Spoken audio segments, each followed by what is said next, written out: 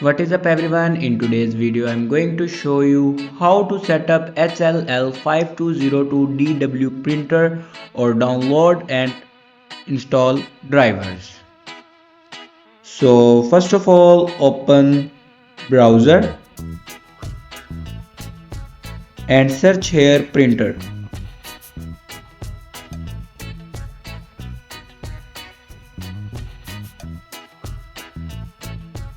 Now click on official website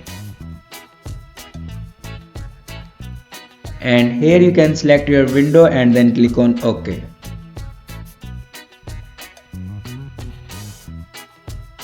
Now click on printer driver and here you can download your printer driver. After download your printer driver, then open your downloaded files and here you can install your printer driver. After install your printer driver, then go back and open settings and click on printer and scanner.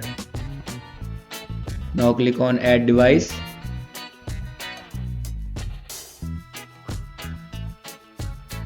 and click on add manually. Now follow these steps for add a printer.